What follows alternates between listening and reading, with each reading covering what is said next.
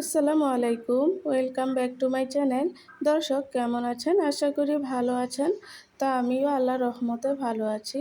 তো আজকে বরাবরের মতন নতুন একটি রেসিপি নিয়ে আপনাদের মাঝে চলে এলাম। হ্যাঁ বন্ধুরা, আজকে আমার রেসিপিটি হচ্ছে চ্যাপা এবং ছুরি শুটকি দিয়ে ভর্তা ভাজি। এই ভর্তাটা খেতে খুবই মজা হয়।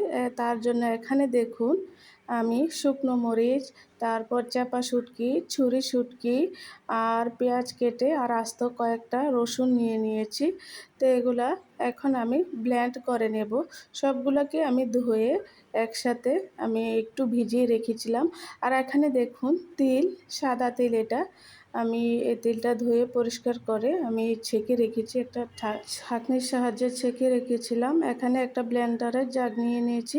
প্রথমে চাপা শুটকিগুলা দিয়ে দিলাম, তারপর দিয়ে দেব সব ছুরি শুটকিগুলা আর মরিচ, পেঁয়াজ, রসুন সবগুলো মিশ্রণে আমি একসাথে করে দিয়ে দেব। তারপর মিহি একটা ব্লেন্ড করে নেব। আর ভিডিও প্রথমে ছোট্ট একটি রিকোয়েস্ট রইল, যে যেখান থেকে কাছে কিংবা দূরে, দেশ কিংবা বিদেশ থেকে আমার ভিডিওটি দেখছেন, প্লিজ আমার সম্পূর্ণ ভিডিওটি কন্টিনিউ করবেন। আর যদি ভিডিওটি ভালো লেগে থাকে তাহলে আমার চ্যানেলটিকে সাবস্ক্রাইব করে আমার পাশে থেকে যেতে পারেন। এতে করে আমি নতুন ভিডিও ছাড়া মাত্রই আপনাদের কাছে নোটিফিকেশন চলে যাবে। তো আমি একটু পানি দিয়ে দিলাম এই ব্লেন্ডারের জাগে। এখন ব্লেন্ডটা করে নেব। এই তো দেখুন আদা মিহি হয়ে গেছে। এখন আমি তিলগুলো অ্যাড করে দিচ্ছি। একদম মিক্স হয়ে গেছে, দেখুন একদম মিহি হয়ে গেছে, যেমন পাটায় পিষলে যেরকম হয় ঠিক এরকম হয়ে গেছে। সব মিশ্রণ মিহি করার কারণে এখনই কিন্তু সুন্দর একটা ফ্লেভার আসছে। তো এখন চুলায় চলে যাব। চুলার মাঝে একটা কড়াই বসাই দিলাম, তাতে আমি পরিমাণ মতো তেল দিয়ে 1 কাপ পেঁয়াজ কুচি দিয়ে দিয়েছি। এখন আমি পেঁয়াজের সাথে দিয়ে দেব 1 টেবিল চামচ লবণ। লবণটা আপনাদের পছন্দের মতো ব্যবহার করবেন। আর দিয়ে দিচ্ছি 2 টেবিল চামচ পরিমাণ হলুদের গুঁড়া। হলুদ আর লবণ দেওয়ার পরে পেঁয়াজটাকে কিছুক্ষণ এভাবে ভেজে নেব আমি।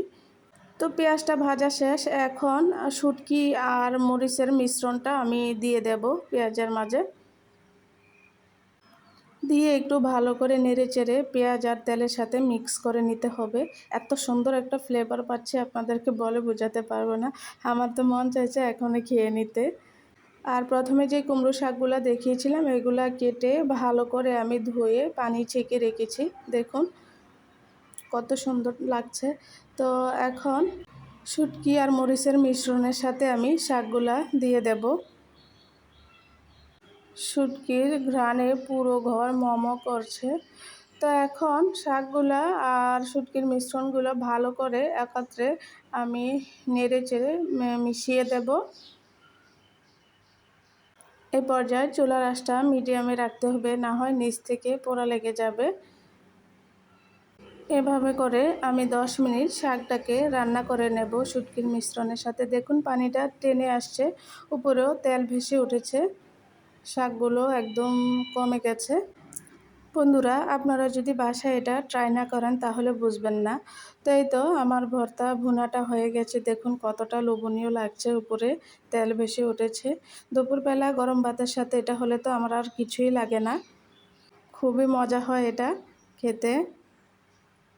তো আমি তো আর লোভ সামলাতে পারছি না, এখন একটা প্লেটে ভাত নিয়ে নিলাম আর একটু ভর্তা ভুনা নিয়ে নিলাম। এখন আমি খেয়ে নেব। সে পর্যন্ত সবাই ভালো থাকুন, সুস্থ থাকুন। আল্লাহ হাফেজ।